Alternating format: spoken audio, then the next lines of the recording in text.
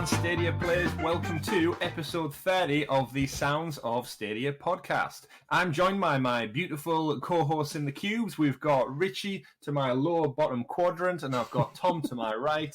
Welcome, everybody. If you're new to the show, this is your weekly podcast coming to you every Monday, where we bring you the Stadia news, breakdown of everything gaming, and pretty much just talk shit about things. But welcome to the show. Gentlemen, say hello. Hello. Hello there. Hello there. You always is this specifically Obi-Wan related? Hello there, Richie. No, I is think this it's just like, your thing? It's just stuck, I think hasn't it's it? yeah, I think I said it like one episode because you need to say something and then it's just stuck. That's Hello true. there. So I've just I feel like that committed to it one. Yeah, that one was very distinctly more Alec Guinness than I'm. Was it? Sorry, Ewan McGregor than I'm familiar with. Yeah. General Kenobi. now. I mean, I wasn't trying. Imagine a podcast with General Grievous. Just call him. Anyway, this is not a Star Wars podcast. We could hope one day I'd talk shit about Star Wars for ages as well. This is the Sounds of Stadia podcast, as I mentioned. If you are new to the show and you're joining us as part of the free 2-month pro setup that we've got going at the moment, we basically talk about all things Stadia. If you want to keep in the loop with us, subscribe over on YouTube for our weekly videos. Follow us on podcast services. You can get the episode, and we do a lot of other stuff in between, which we might as well get into with the housekeeping, gentlemen. We've been busy. We've got busy things on the horizon. Number one, Tomb Raider finale. Yeah, we have. If you are just tuning in, the final episode of our 12-part mini-series of our Tomb Raider Definitive Edition Let's Play is now up on YouTube. You may have missed it because YouTube screwed us over with the notification. So just to give you a peek behind the scenes of the curtains, the finale was supposed to go live on Saturday, as the other previous 11 episodes have, but for the grand finale, the one you want everyone to take note of, nothing happened. So it is out there live. We did tweet it out, which is why it's ever more important to follow us on our social feeds, so you do get kept in the loop with these little things when they do go slightly off skew. Secondly, sorry, what was that, Richie? Yeah, I was just gonna say YouTube is notoriously finicky at times, and it just didn't send the notification. It's like a shit fireworks show, isn't it? You go to the display and it's like, done. Yeah, but it is. Thanks, it YouTube. is exciting. We had a fantastic time, and yes, we give some much needed appreciation, I think, for the creators, developers, artists, and many people who worked on that game as well. So tune in, check us out, and join us for the finale. And if not, rewind. It's all on demand. It's all out there live. Binge watch it Netflix style. Forget Tiger King. Who needs that? You need 3 English blokes going through the adventures with Lara on the island of Yamatai. Yamatai. That's what happens when you dress really fancy and it's too tight around the neck. Yamatai.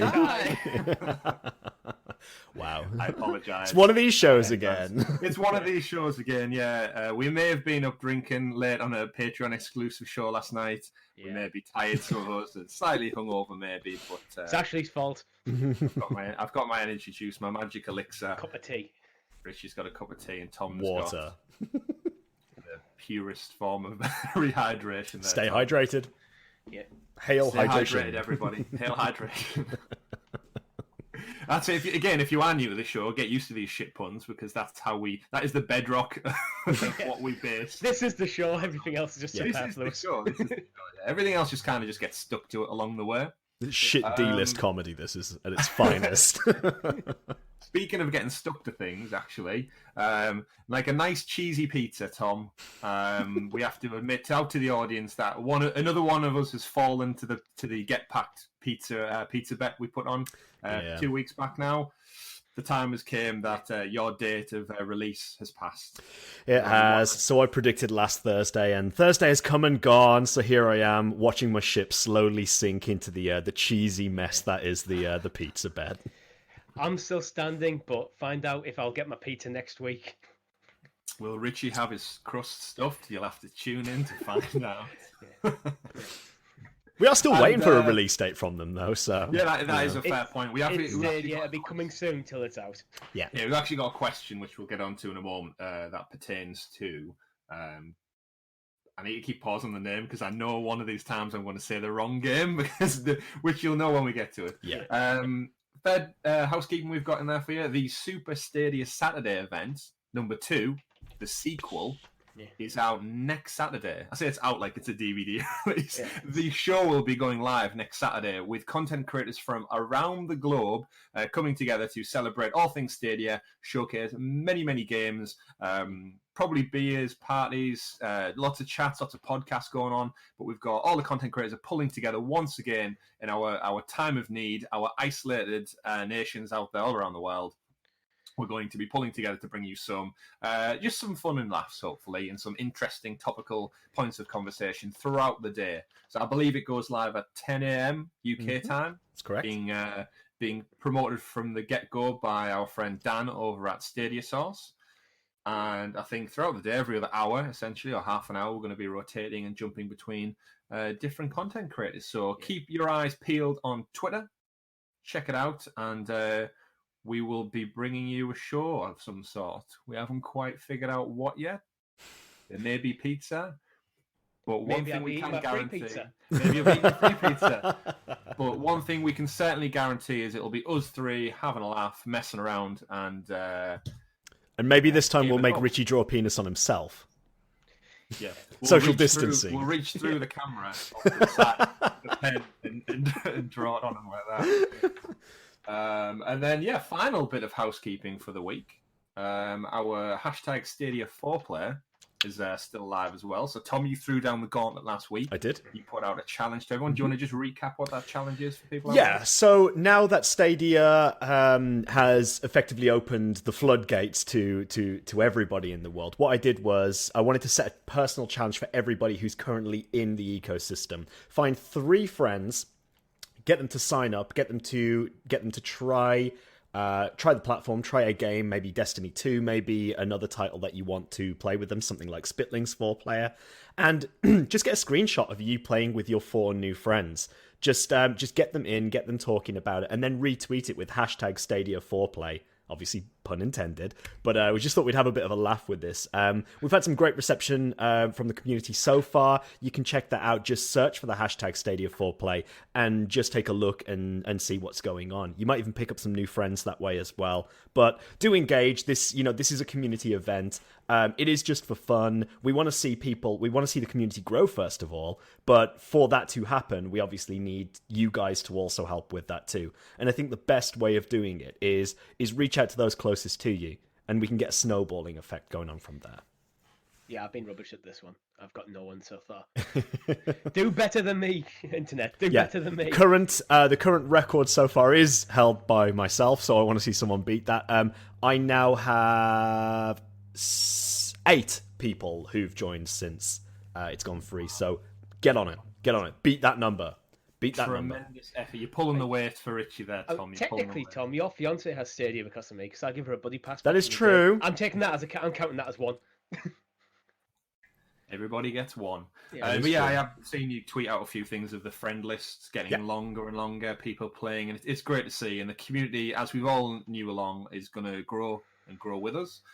But this is a great chance. It's free for 2 months, everybody. Yeah. Get out there, promote it, talk about it. Why wouldn't they want to trial it? It's free. Yeah. Jump in and play those games. And then that is the end of all of our housekeeping. We do have one correction to make from last week, which we want again. So we'll throw it over to Richie for Richie's Retcon ritual. Have you thought of the theme tune yet, Richard? Because we've only actually used it once. This is the second time it's come about. So I just forgot about it, to be honest. So last week, our own Chris made a mistake. Myself and Tom made a mistake. Okay, yourself and Tom. I started it. I rolled with it. I'm exempt from this mistake because I don't have a clue about wrestling at all. So neither do I, apparently. So what was it, Chris? Randy Orton came out of nowhere. Oh no, you said John Cena came out of nowhere when you did the John Cena hand thing, which meant to be John Cena. You can't see this. You can't see me. That's correct. So just to clarify, yes, John Cena is the you can't see this. Randy Orton is the one who comes out of nowhere. I don't know why I placed that name to that particular special move. Yes, you picked a wrestling move and a wrestler.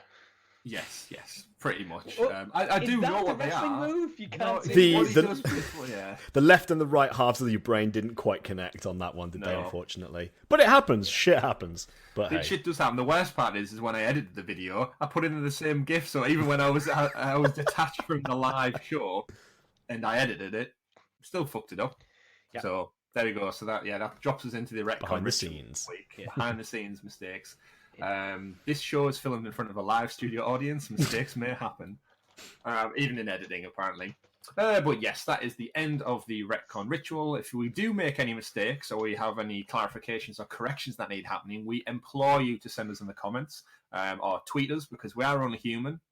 Whether it's Stadia related or not, we can only retain so much information up in here, so we do appreciate you giving us some honest criticism and feedback. Whether we like it or not, we'll take it on the chin. But yes, so Mr. Tom, would you like to get us started with the usual segment? Absolutely, the super sexy special Stadia story segment, aka the news. The McDonald's thing.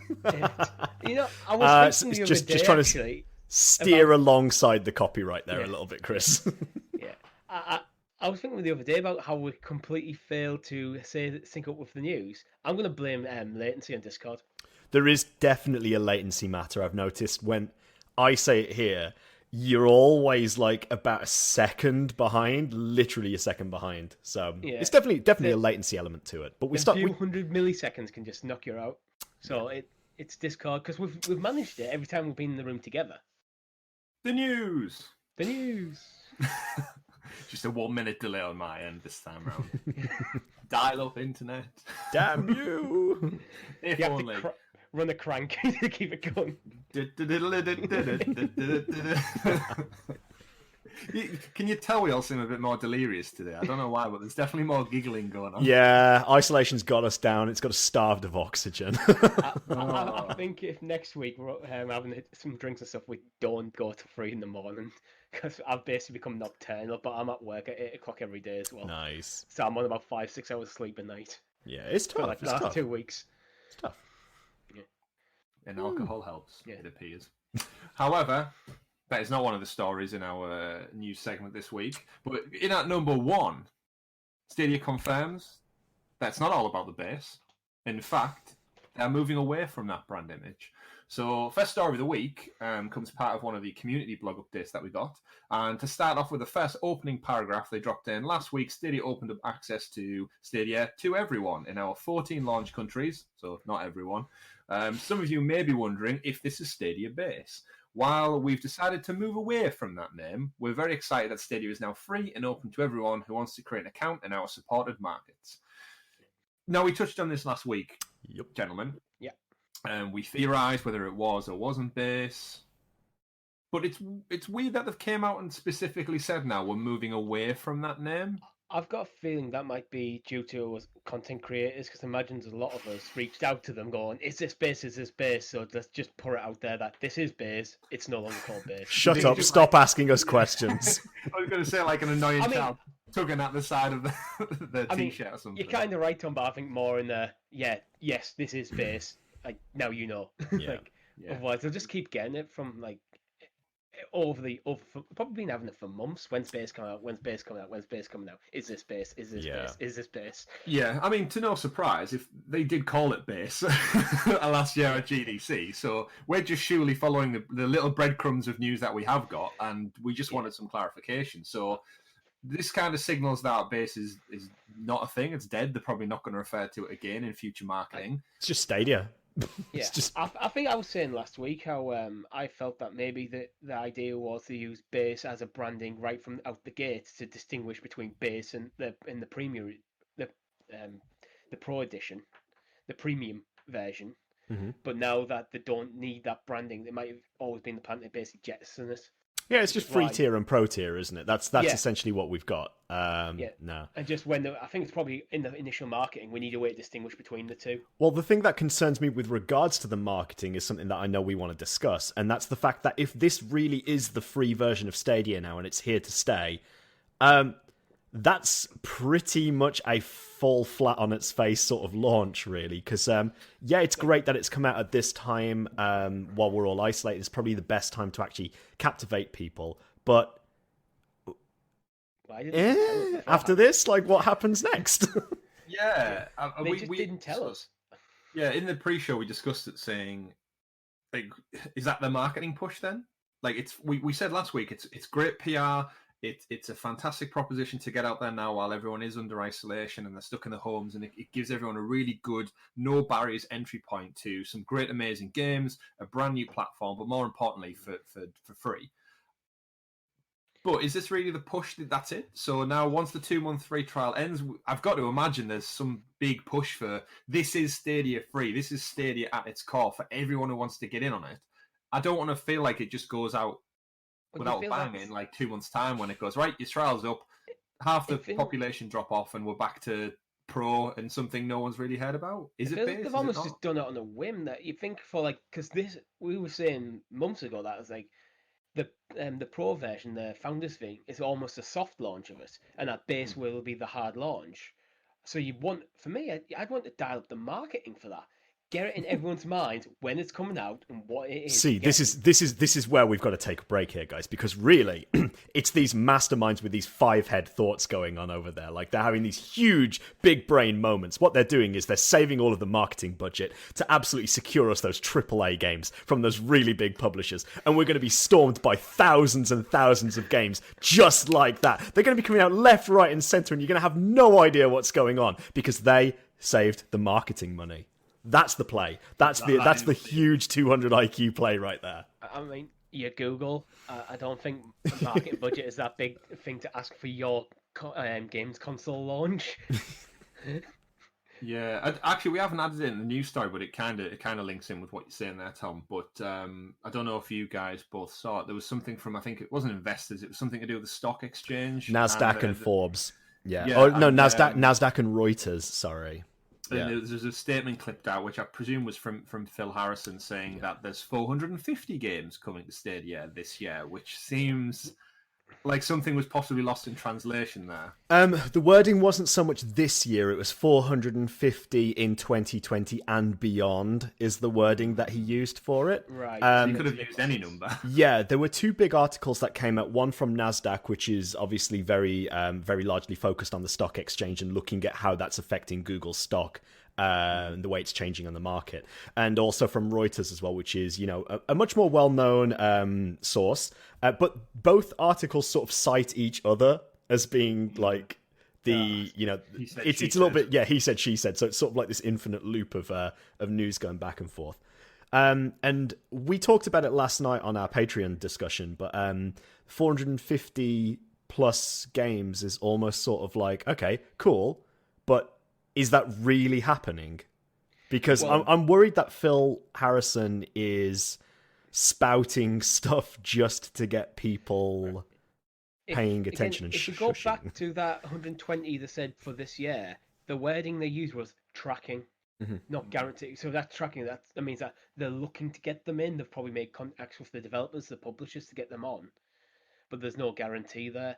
Yeah, and we were saying last night, 450. It seems insane. Yeah. For it's a big jump. Because that's how it was kind of worded. But if you look in the word, it's like, for 2020 and beyond, then you kind of go, okay, that means you've probably made touch base with all the publishers to get these games. I'd expect that's over maybe like a 3-year cycle. I can't see it being pushed out to like 5 years, but 3 years is more plausible for 450. Yeah. But there's a lot of stuff. Old games might be getting ported and stuff so that this won't be 450 new games. No. This will be 450 games. Yeah, and I think one other thing we've got to consider here as well is like we don't know anything about these games yet. So yeah, as you said, Richie, they could be older games, but like I've always stated, like we've said, we've been very vocal about it on the podcast before. If you're going to make big bold claims like that, you need to give the people who've invested in the product some sort of roadmap as to what we can expect. And I know it's difficult when you've got things going through licensing, publishing, distribution, agreements with other marketing platforms and so on. But the reality is, if you're going to make a claim like that, when that's the first thing we've heard about it, I feel like you need to give something, a bit of context. Exactly. We're not asking for the world, okay? We're not asking for you to literally say like, right, here are all the titles of the 450 games that are coming and when you can expect them. We're not after that. But what we want to sort of hear is like, who is developing? Like, who have you got on board? How many titles, perhaps? Give us some sort of context as to the variety of titles we're getting too. What are your thoughts, Chris? I think even if we look at the games, the 120 that was initially announced from him, we're nearly at the end of April now. So we've passed a third of the year, and these games have been coming out at a much better pace. I wholeheartedly agree with that. But can we, like, how heavy is the second half of the year going to be stacked at this point? I think it's going to be, well, if we've talked stacked on stacked. Yeah, we've touched on it several times with like from the GDC talk from Destiny, saying it took them about 6 months to port with very hands-on in Google. If we're taking that as a rough 6 months to a year to get games ported, I'd imagine that the back end of the year is going to be fairly heavily loaded. Just that's when the games will be available to release on the platform. Yeah, I mean, and Google seem to just be pushing things as they're ready. I mean, we know they are taking part in the IGN Summer of Games event as well, alongside Amazon and a bunch of other ones. So hopefully, June, we're going to know a lot more about whatever these games in the pipeline are, and we should get some big titles alongside that. What pertains quite well to that story that we're talking about in terms of like marketing budgets and outside promotion, we've got it as one of the questions. One of our Patreon supporters wrote in and asked, when do you think Get Packed will be out? Which links to our pizza bed as well. But also, do you think the game on other platforms, you may have seen it, Moving Out from Team 17, who are famous for their Overcooked franchise, that got a release date of the 28th of April this week. So for better or for worse, what impact do you think it's going to have on Get Packed? Because they very much look like similar games, but with us just discussing their marketing and strategy and getting dates out there for a roadmap, that is one that is, for better or for worse, is going to have some kind of cross-pollination, right? Because I've seen it on my own Facebook feed, advertisements for Moving Out several times on some PlayStation channels that I follow. See, I haven't seen anything from Moving Out. The only things I've heard about from Moving Out actually from you. So I'm not seeing that. I've seen a lot more from Get Packed, but there again, I do follow them on Twitter. So. Yeah. I think the algorithms again are kicking in here a little bit, and they're probably Team 17 are probably pushing financially more on the back of their game, and the reality is like Overcooked was overwhelmingly successful on platforms as a fun, awesome game. Yeah, absolutely. But Team 17 also has the branding associated with it. Obviously, a classic video games company, Worms. Yeah. So people are going to see that. Oh, the guys who made Overcooked. Oh, the guys, Team 17. I know the name Team 17. So Moving Out. Yeah, go on. Another fun party game. I'll give that a shot. And it has me concerned for the guys behind Get Packed because they're a smaller British studio being pushed by British publishers. But they don't have quite as much clout behind them. And that worries me for them. Like, I'm still going to purchase the game and it's going to be an absolute blast. We've seen the videos they're dropping, but my other concern is that a lot of people are going to look at these two games and they're going to go, "Oh, it's Stadia's just ripping off other games now," or something like that. Yeah. That's what I'm worried about. Development for years. Yeah, they've been in development for years, like before the platform was even announced. I always sometimes wonder though, if you're pushing mainly through like your own YouTube channel and your own Twitter, that's not great for marketing if you're a small thing, because you're only hitting the people who are following you, so the people who are already interested in the game. Yeah. Well, the moving out stuff that I saw on the UK PlayStation Facebook page, that is a massive following of millions and millions of people in a very extent. Whereas the others unfortunately are getting their own channel stuff out there. It links back though again to not having a date. Now that date's locked in, PlayStation and other platforms can now push it and say, like, oh, you've got a week to go, you've got 10 days to go. That countdown to that hype, that excitement that builds with having a set concrete date can start. Whereas everything we're seeing from Get Packed, it's fantastic. The story mode looks great. The cooperative aspect, the elements, that it looks amazing. I don't know whether I'm playing it this side of Christmas or not. Like, it feels soon because of how hard they're pushing at things at the moment, but I do agree, you need that date because it's people's spending habits. Yeah. Like, you want people jumping in day one because that gets people talking about it and it gets the word spreading. The other thing that worries me about that with spending habits, as you say, Richie, is a lot of people who play Stadia are also multi-platformers. They've either got a PlayStation or they've got an Xbox as well sitting around. And What you mean, like me? yeah, well, case in point. But literally sitting around. what I'm concerned about here is if Overcooked comes out on 28th. Sorry, not Overcooked. Overcooked's already out. As is the second one. If moving out, comes to Stadia on the 28th, I'm having it. If moving out is out on the 28th, and we still do not have a release date for Get Packed by then, chances are a lot of people who are interested in these titles are going to buy Moving Out, and then what is the point of buying a game that's basically the same premise? What's the point? No, you're totally right, Tom. You're right. If they're seeing all this marketing around these Moving Out games, these couch co-op games, and there's one available today, right now, on another console or another platform you already own, yeah. And then, like I said, a week later they go, "Great news! Get Packed is out now this Friday." But you've already put 10, 20 plus hours into this game, sat over here. You're right. Is that need? Is that want? It's like the way superhero movies and stuff are released as well. As they try and stagger themselves out a couple of months apart, so you're not kind of like watered down. That for the sake of not putting a release date, they must have a release date in mind at the moment. Otherwise, they wouldn't be pushing as hard as they are. By the sake of not putting that public, you're almost undermining your own marketing efforts. I have to say, I also question their marketing tactic with it as well. Not from the perspective of them pushing it on Twitter, like I think that's great, but the videos that are coming out on YouTube are almost very spoiler heavy. It's basically, here's the run through of the first 3 levels. Here's the run through of the next 3 levels. And I think I watched the first one. I watched when they showed it was like destruction mode. So showing off the individual modes is fine, but when you're literally just basically doing a playthrough. Yeah. That's what sort of has me a little bit like I appreciate like the initial initial premiere of the game. I joined in with that. We went in there, we watched it live as it was premiering on YouTube, and we gave some feedback on that. But then when they start rolling out videos of the actual gameplay, I've sort of steered away from wanting to watch that, because at the end of the day, I don't want the game to be spoiled for me. If I'm going to buy it, I want to experience it firsthand. Yeah, you've already sold it to me. Yeah. Like, there is no need to keep doing that. I appreciate where they're coming from. They're trying to still build the hype on it and get people engaged, but you got to be careful with like the balance of spoilers as well. So there's other ways you can do it. You can have like dev stories and stuff. Like, because at the moment it just seems like we want to push a lot of stuff out, a lot of content, just to generate interest. So just don't spoil the game. Push up stuff. Yeah. A 5-minute chat with like an artist or something, talk about his design philosophy for the game, stuff like that. Yeah, could get people interested just as well as showing them level 3 2 or whatever it is.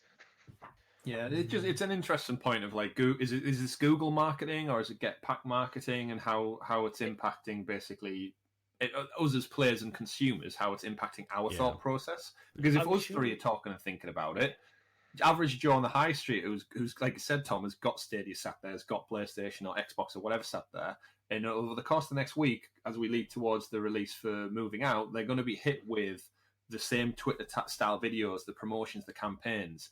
I'd go as far as to say reviews are going to start coming out. You're going to see the big review sites give this game a score, and if it does well, again, it's getting that into people's mindsets, and you don't want the needle tipping too far the other way before your game's even out. I would love them to undercut it and come out next Thursday, and Richie gets his free pizza. But more importantly, they cut the day short by 4 or 5 days, and they get out first. That's what you want. You want to jump the gun and get out there, and people then start going, Moving Out is just copying off Get Packed in the general mindset. You want to beat them to that punch. Mm-hmm. Yeah, I agree. It's a shame. I think generally Stadia's not been great at. We mentioned reviews, Chris. Most of the big sites aren't reviewing it, and you can't get decent Metacritic data for Stadia games at the moment. Yeah. And it seems like a miss, like Stadia, not the individual publishers or the developers. This feels something like Google should be being a bit more aggressive with, like things like your GameSpots, your IGNs, these big guys, to get reviews done so you can go onto Metacritic and get a score. Because people do make purchasing decisions based on the score, what IGN have rated their game, what Metacritic's doing, what Kotaku are doing, all these sort of sites. Yeah. It's definitely something to think about. But hopefully, fingers crossed, it's released for next week, and we can both be playing it, and we can look back at this podcast next week and laugh it all off and shout about how great this game is and how much fun we're all having as well. I definitely want to see how they compare, though. It is always going to be this kind of Armageddon Deep Impact kind of world we live in, where I want to do a split screen. Games and get something, Great stuff. Yeah. Second story then of the week, we'll move around. We got another update. We did. From the community. This one pertains to pretty much just three little bullet points we got this week. No big news story, nothing too exciting, but we got rolled out features on Stadia, 5.1 surround sound on web. We got an on-screen keyboard for when the gamepad connected to Stadia, and we got mobile connection notifications, so you'll see notifications for your connection quality whilst playing on mobile devices. Did this do anything to blow you away, lads? Not massively. I think the thing that sort of sticks out the most to me here, and this has been picked up by some other members of the community as well, is the update number 1.45, which it actually implies that this is a sort of stopgap before a big update. So 1.4 will have rolled out big features. 1.45 is sort of like a halfway point. Here's a few extra things we've had in the work, but weren't quite ready for 1.4. And then 1.5 will hopefully see the next rendition of what it is. If you think about it from any sort of like software development, the whole, I say the whole numbers, the 1, the 2, the 3, and so on, they will be huge updates. But the 0.4, 0.5, they're sort of like chapters within it. And so on. But I think for me, I don't really see Stadia getting 5.1 surround sound on web. I mean, I don't have my computer hooked up to 5.1 surround sound. I'm sure some people do for their gaming PCs. But again, maybe it's not the right kind of audience. It's certainly a niche thing doing it on the web. Yeah. I'd imagine most people have just their big 4K living room TV set up for all that kind of audio. Yeah, I don't know. I think that's something that they probably do need to get, because you already mentioned a lot of people have really good gaming setups, and that is where they game. So you just want to give them the same experience. It'll come. It's coming soon, probably. Hashtag catchphrase. Coming soon. Yeah. Definitely. Mobile connection notifications, though. Having been not able to enjoy Stadia on my phone yet, I can't say anything about that, but I assume what it's going to do is it's going to tell you perhaps like what your up rate, down rate is, or what data setting you have it set to while you're playing, just so you can actually see your streaming quality or some sort of like feedback on that. That's what I'm assuming. Yeah. It's one of those things that these little interstitial updates are going to come out, as you said, Tom, like chapters. They don't merit their own big blowout story or Twitter post or YouTube video. They're obviously saving all that marketing for Get Packed. Yeah, but, it's that marketing money that they're saving by not pushing Stadia. The on-screen keyboard's an interesting one, because I just would assume that would be there anyway. I have noticed it not being there. Well, I don't play on mobile, so it's hard to know. That's on web anyway. Mobile. Yeah. On web, is it? I suppose it's just a utility feature that it's probably something they've not thought about and someone's asked about it. Okay. We've got on web, you just assume that everyone's got a keyboard in front of them. Yeah. A lot of the native Windows on-screen keyboard. I feel like a lot of the developments so far have been coming out based on the web user or the Chrome browser, or as opposed to. I haven't seen many quality of life features come out so far for Chromecast users and controller users. Yeah. So we know that, I mean, there is speculation out there at the moment that the 1.5 is possibly going to finally bring like full Google Assistant integration. So we might see some relatively big chunky changes coming soon there. Trademark. But as I've said before, the one thing that I sort of feel would be quite beneficial for the Chromecast is things like the controller sync to be better, and possibly like the remembering of Wi-Fi connections as well if you are quite mobile with it. One issue I've been having a lot lately is moving between two Chromecast Ultras. I've found that every so often, like I have issues with the controller actually connecting to the Chromecast, and as a result of that, like I end up having to reboot my internet, which is a pain in the ass, to be honest with you. And I'd rather not have to do that whenever I have these issues. So maybe it's something that needs to be addressed there too. I think they've probably been focusing on the web version and the mobile version rather than the Chromecast version, simply because with Stadia Base, as we'll probably still keep calling it, coming out, they're going to have an influx of people who don't have the hardware. Oh, I completely get that. I completely get that you're going to focus on the majority rather than the minority. But then there's other things in there that I want to see them do. For people who want to get it on the Chromecast Ultra, perhaps they don't want to invest in the Stadia controller. What are they going to do in terms of connectivity for other controllers, other peripherals to a Chromecast Ultra? I agree with you. I think we did. Was it on podcast off before we talked about maybe you could almost use your mobile as a way of hotspotting it. Well, so you connect your controller to the mobile and that connects to your Chromecast. There is, and like I've said before as well, there's sort of like a concern, I'll say, between like adding multiple peripherals in connections. So where you've got to like connect something to something else that has to connect to something else and so on, because it just adds latency.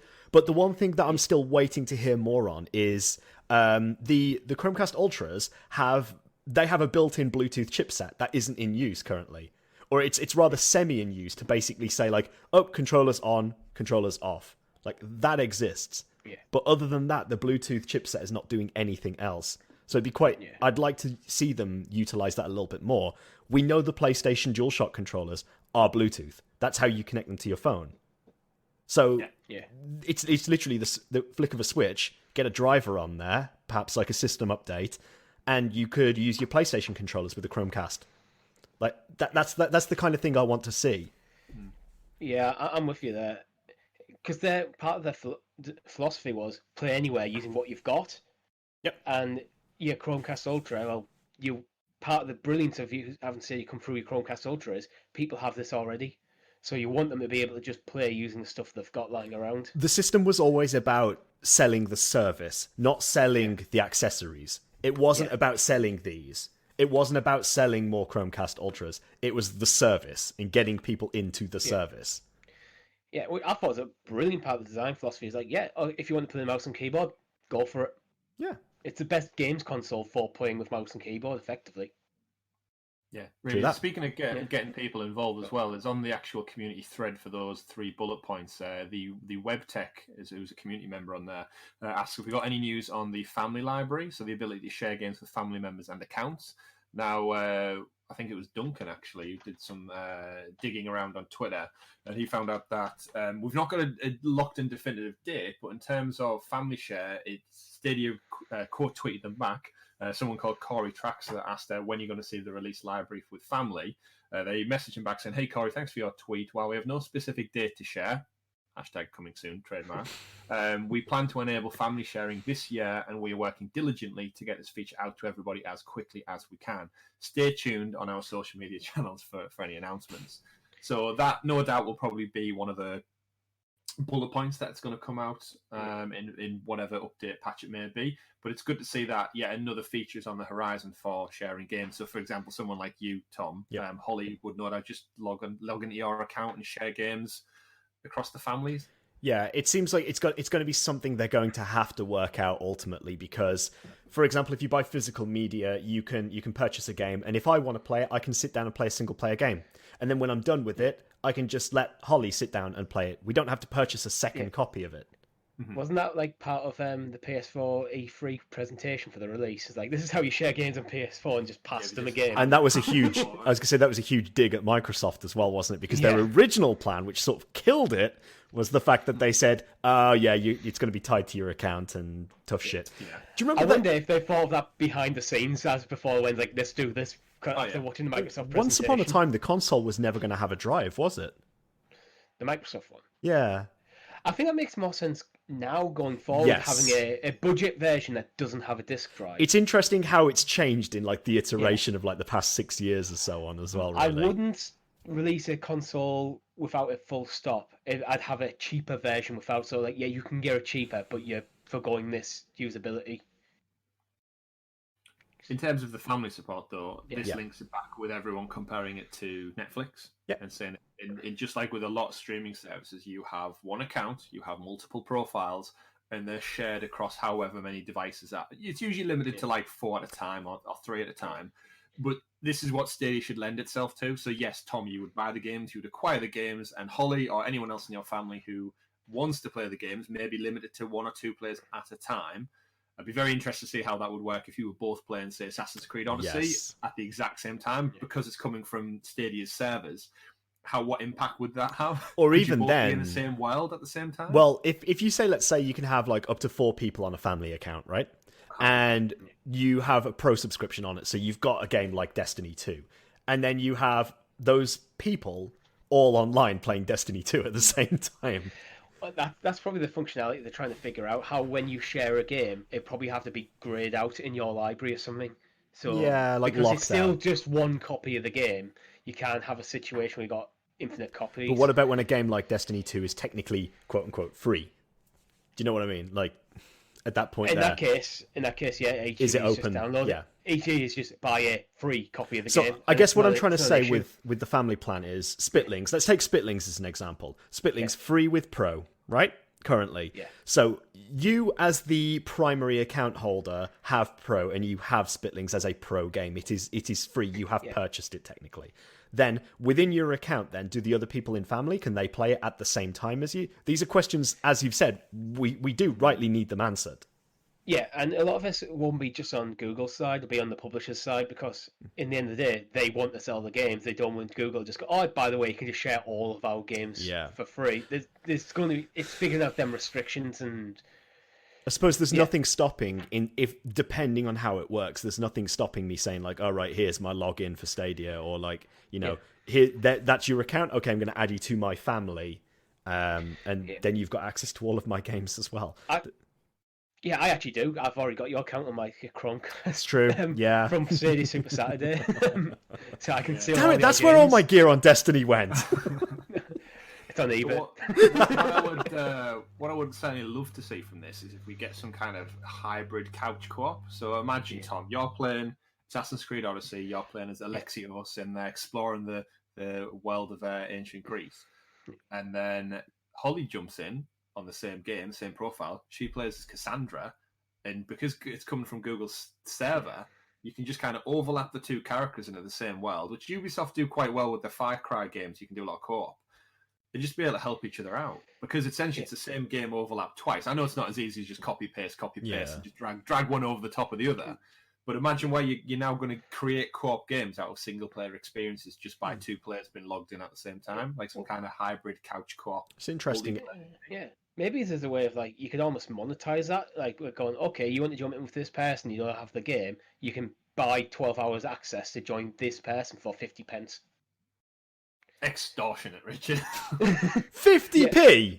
50p? I'll pay for a pro subscription, goddamn. I could buy half a Freddo for that. Maybe that's it. Maybe that's the alternative. If you have a pro subscription, you can just jump in with people full stop. Yeah. But you can only, obviously, but it'd be restricted in this weird thing I'm conjuring up right now as I talk. Like, maybe it's like the restriction is like you can only play with this person, so you're paying a fee or through your pro to access the game while this person's playing. Because if that is a couch co-op thing, you can't really go, oh, I'm going to continue on my own after you've left, because in that case you should probably buy the game. Yeah, this is where hopefully Stadia and the new the platform and the new architecture is going to allow them to create new, almost not genres, but like styles of game where yes, you can have one person jump into another person's world, and because everything's just mirrored from Stadia's servers, the possibility to overlap is definitely there. And we've seen it in some of the game developer conversations that came out with GDC, saying about like the wealth of storage they've got for having like 1,000 players on one particular map.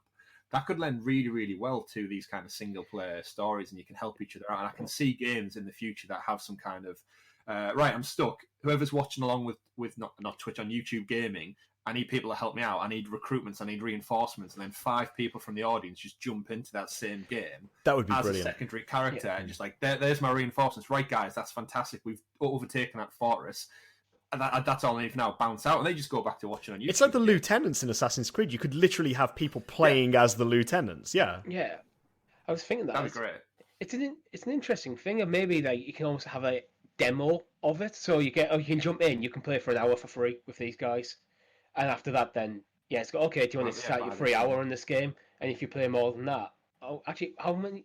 Then you have to buy the game or something. That's a good way of like, you can just jump in whenever using that functionality, test out the game, and if you like it, you buy it. I think the YouTube integration is going to be huge. Like, I think it is going to be so groundbreaking when it comes out, if it's executed correctly. If it's executed on that basis, like, you could either do state sharing, which we talked about with Duncan on Spitlings, where you can jump in at the same point that somebody else is playing at and literally just sort of like asymmetrically take your path of how you would do things while they're continuing on with the stream. Or alternatively, as you've just suggested, Chris, I think that's a brilliant idea of basically saying, like, if you are trying to overcome a certain part of the game that's difficult, but there's an element of it where you could call in NPCs to help you. Like with The Division, we know that when you attack certain bases, you can call for support to assist you with it, right?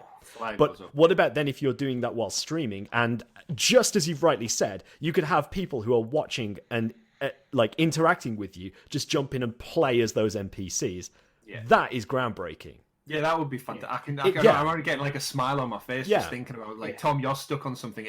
It lends itself really well to even just ramping the difficulty. You could genuinely make something like a fortress to overtake incredibly hard, or a boss fight to overtake. But as a streamer or content creator, or even just playing on your own and you've got friends online, being able to just put that shout out there and say, guys, I'm stuck on this. I need help. Who's free? Who's got the time? And like you said, Richie, 3 hour-long trial or something. They click their YouTube link, bang, they're in there. Chrome browser, Stadia, help. At the end, fireworks go off. We did it, guys, everyone, and then they all just like go about their day. They jump back into the normal chat. But you've like kind of pulled together as a community, defeated like a badass hardcore boss. And that's gaming, and that's just community gaming. Or alternatively, asymmetrically, you could have people from chat vying to jump in as bad guys in the game as well. So literally jumping in as a boss you're fighting against and having to control their moveset or something. So they could either be on your side and sort of like slow the boss down a little bit. Perhaps there's like an AI element to it where the boss still attacks and still does things. But they have the control of using other abilities. Or alternatively, they go to town on your ass and absolutely just try to tear you apart. It's got so much interesting functionality. Like we were talking on chat last night, Chris, about you're playing through The Last of Us, going for the platinum. And I went, oh, well, I've got the game. If you need help with the multiplayer stuff, just give us a shout. I'll jump in with you. Yeah. That application on this is like, okay, I'm playing. Can you just jump in? There you go. I'll jump in. Because there's so many achievements like that, especially in older games where it can be hard to get the groups together to play. Oh yeah, that's an easy way of going. Especially if you've got like 3 hours. Like all I need to do is play 5 games. If you jump in with us for with using your free hour, I'll get it. Yeah, exciting stuff. And we hopefully will be seeing more about that around E3 this year. I'd love them to go big and be like, you know what, we've had this game in the works for a while. Here it is, or we've partnered with Rainbow Six Siege or something like that. This is how we're going to incorporate it in with the crowd share, the support play, and everything like that. But it does have me very, very excited for the potential that this holds for community streamers. It just needs to be executed correctly. That's what we need. It could die a death instantly if they don't land it right, and people just start looking at it. Oh, it's that thing Google tried to do. But if it can be, like I said, done correctly, it could be the potential start for something huge in gaming and community going forward. It's unique on the biggest video platform out there. It certainly is. Other little tidbits we've got from news this week. We had fans of Elder Scrolls Online notice that you are now able to link your Stadia account to your SO profile. That means it's more, the beta's on its way, gentlemen. It should get I mean, we've always been told Elder Scrolls Online is we're going to get more information on it on Stadia when we get around to Digital E3 in June. So when we get to that point there, we'll find out more. Still no release date at the moment. Still lots of questions in the community about when it's coming, but we will find out more in June. This is just a stepping stone towards that integration. Yeah. I almost wonder if the plans we're going to bring out a new add-on for it, and we're going to launch that at free. And by the way, it's out now on Stadia. Perhaps. to have that double announcement. He's the roadmap going forward for it. Oh, and by the way, you can just play this on Stadia now. Go. Yeah. It might be a nice way to drop it down to free to play for the base version of it as well. So go, oh yeah, you can now play for free on Stadia. There you go. Who knows? As a joint promotion between Google and then Bethesda, that would be awesome because that will get loads of people jumping in. I've heard things about that. I've never jumped in because sometimes with MMOs, you've got that initial price point and then the subscription and then the add-ons. It can get quite costly quickly. But Elder Scrolls Online's been out for long enough. If you drop the literally just the initial version of the game, it's a nice way to try it out. Yeah, the wheels are certainly turning on it, and hopefully we're going to get a more concrete date along with a bunch of other things as the weeks tick over.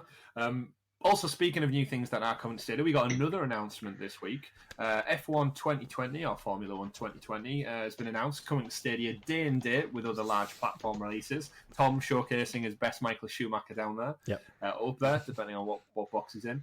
Coming to Stadia July 10th, 2020, day and date. Another racing game coming to Stadia. Yep. What excites me, I think I mentioned pre-show, is that this is the first, I think, big sports annualized franchise that we've had day and date. So we know we've got NBA 2K and stuff that came out, but that was after the fact that they were out on other platforms. Was Grid day and date? No. Grid's been out for quite some time. We got Grid with season 1 with like extra launch. DLC. Yeah. All right. Yeah, so it reads quite interesting. It looks like they are mixing up a little bit. So from the Codemasters blog, Grid was released on the 11th of October 2019 across all platforms. But Stadia wasn't out in October. Yeah. Stadia was 19th of November. Yeah. Right, when we started this podcast, remember it. we started the podcast in September. Yeah. But yeah. Case in point, though, Chris. Yes, continue. Formula 1, yes. So they've said on Codemasters' website, who we know have been supporting Stadia fantastically with other games such as Grid. They've came out and said for the first time, players can create their own Formula 1 team by creating a driver, then choose a sponsor, an engine supplier, hiring a teammate, and competing as the 11th team on the grid, building facilities, develop the team over time, and drive to the top. So you get a 10-year career mode, with the choice of starting off in F2, which is the league essentially underneath Formula 1, which is the Championship League, introduction of options of season length to allow for a more exciting multiple season career. Similar to kind of FIFA, where you can start from a lower league and work your way up, rather than just have the top tier, that's all your players. It does sound quite enticing, actually. I haven't played a Formula 1 game in a long, long time. But as typical, all drivers return, all official teams, all the licensing is there, which is what I think makes this one stand out as the flagship title for Formula 1. It's also going to link into, like I said, the F2 2020 season. But more importantly, I'm just happy we're getting a day-and-date big sports title, essentially, that is going to coincide with the release on other platforms. So July 10th, it's nice to see. It's along there, alongside Steam, Xbox, PlayStation. No Nintendo Switch, so it looks like Stadia's got the one-uppers again on that one. Thoughts, gentlemen? Are you big F1 fans? No, again, memories. I'm not a racing guy. Stadia seems to be the place where a lot of racing titles are becoming announced, and that's great if they want to target that niche right there. But again, I'm not a big racing guy unless it is more of an arcadey style game. But this again is a realistic career mode type game. Not for me, but still, it's great to see these big sports titles coming out, and it's great again to see Codemasters supporting the system. Yeah, it is. And you get to see the one Lewis Hamilton out there showing his showing you how it's done. Showing you how it's done. Yeah. I'm the exact same as you, Tom. It's like racing games are not for me. I'm happy for those who enjoy them, but that's just not my game. Yeah, we've always been like that. We've always been open and honest about like our thoughts when it comes to games. It's brilliant we're getting new titles, but again, if it's not for us, we're going to say why. Yeah. Moving swiftly on. Swiftly on as they fly past us in the McLarens and Ferraris, we move on to some sweet updates for the pro deals that have arrived this week. We did label some of them last week. We had some games come across, but they've added a couple more on. Most likely because they've seen a massive. Hold on, Chris. Hold on. Yeah. Let me just get my money out. Ready? What are the pro deals, Chris? Pro deals are, Tom, Borderlands 3, has been knocked down to £25. I've already bought that. You already own that. I've already bought that. Rise of the Tomb Raider 20th year celebration down from 25. I've already bought that. Okay, Tom, how about this one? We've got Shadow of the Tomb Raider Definitive Edition down from $49.99 to £16.50. Wasn't that a pro game at one point? Not that one. I've already got it. I've already got it. You bought it in the Sorry, guys. Deal. Sorry, I jest. Great. Yeah, great. No. Cool. Richie, you bought that in the last deal, correct? The last pro deal. I've got all three of them. I can't remember which ones I got for pro and which ones I got on the sale. Yeah. I think they've done them in order. So definitive edition, the one with, again, youtube.com/Sounds of Stadia. There is a definitive playthrough. All 12 episodes are now live, where Tom kills many animals. Yeah. But yes, then I think second pro deal to go, or the second free pro game. I'm sure they skipped the second one. I'm sure, and had the Shadow come out. we had discussions before to say they skipped the second one to sort of force you to buy it.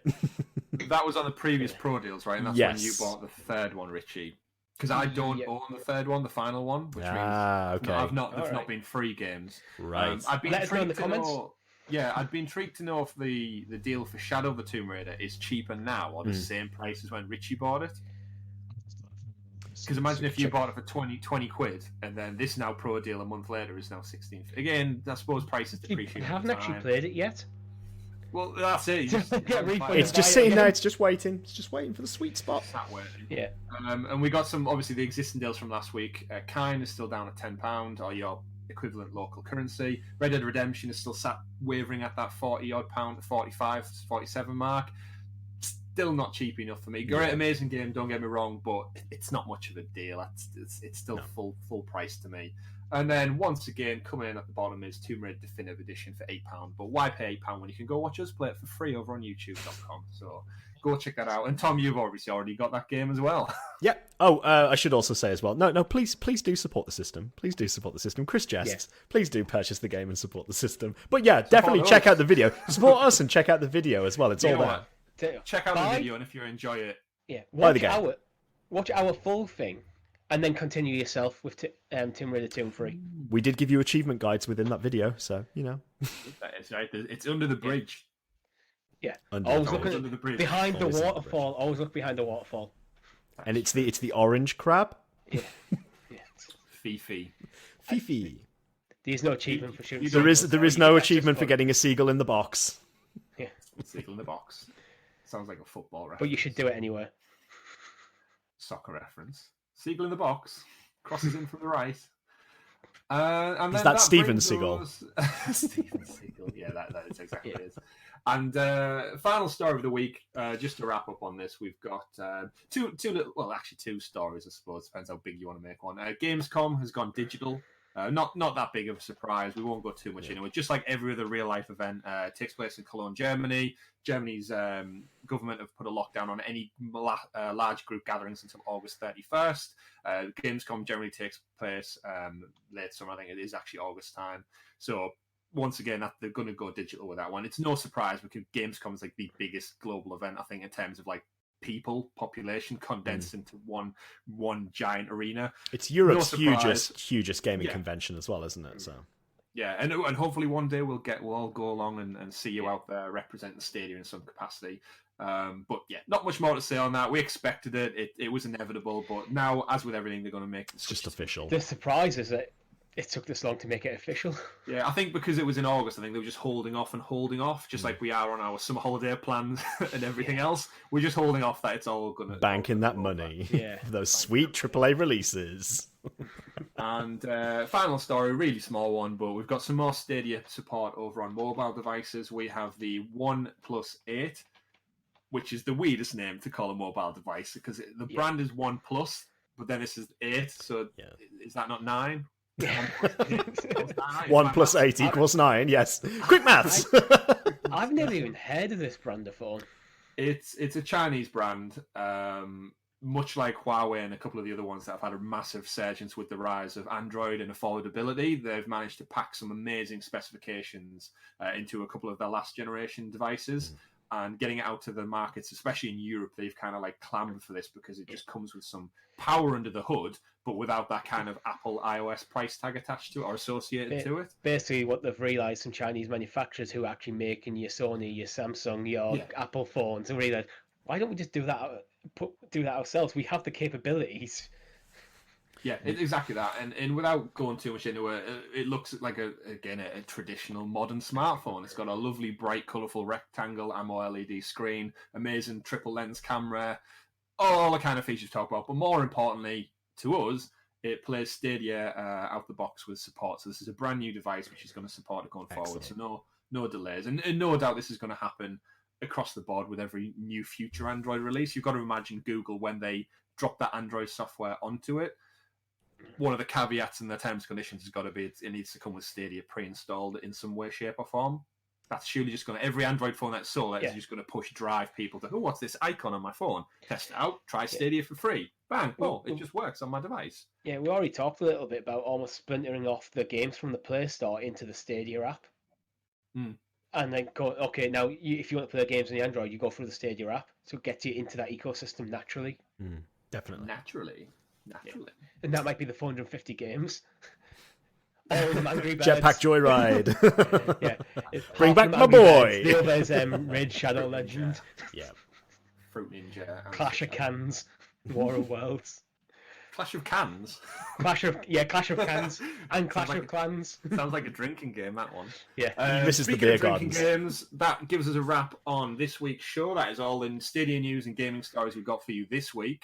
The reason I mentioned cans there is because next week we have the Stadia Super Saturday Part 2, the sequel, the one and only, coming to you next Saturday from everybody across the Stadia content creators globe.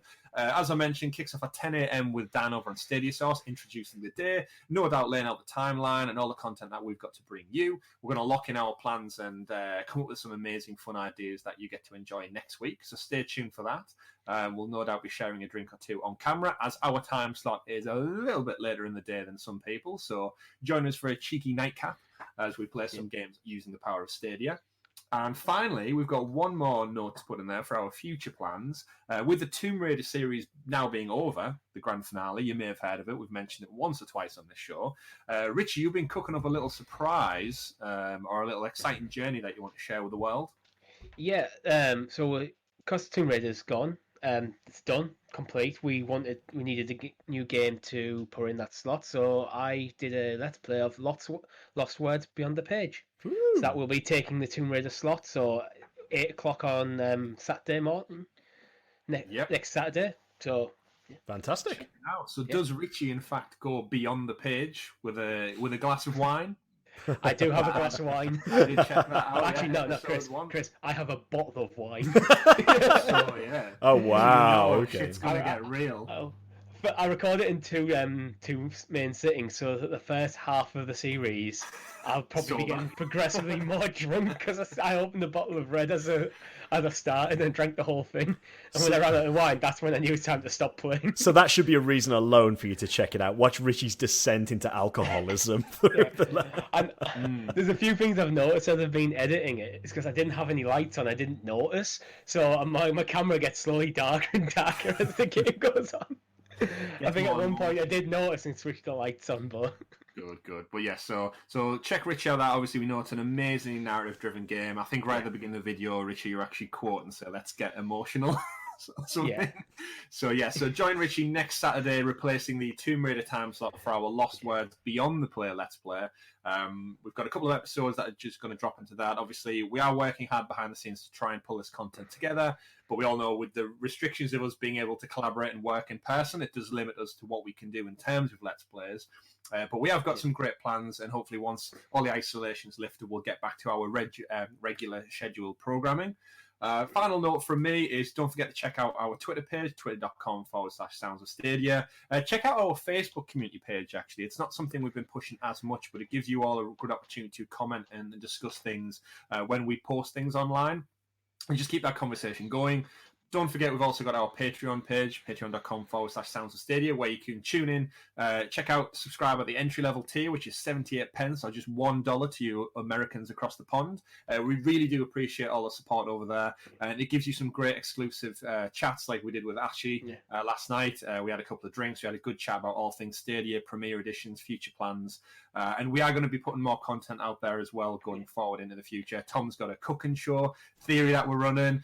We're going to talk about random maybe Stadia-centric things, such as our favourite Assassins and the Assassin's Creed thing. There's plenty of hobbies and things that we do outside of the Stadia world that you can jump in and chat with us about and get to know each other as well. Got some great stuff lined up. If you've got ideas of what you would like from our Patreon, let us know.